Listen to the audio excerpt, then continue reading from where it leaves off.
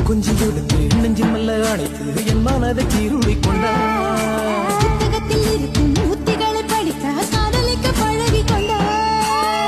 புத்தகத்தில் இல்ல இன்பம் கத்து வைப்போமா, முத்தம் தரானிடங்கள் கண்டு முத்தம் வைப்போமா. ஆசை என்னும் அமுத ஊட்டிலே ஆடி பார்ப்போமா.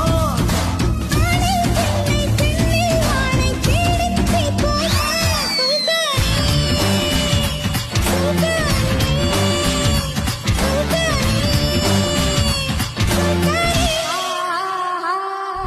தொட்டு தொட்டு பேசும் சுல்தானா,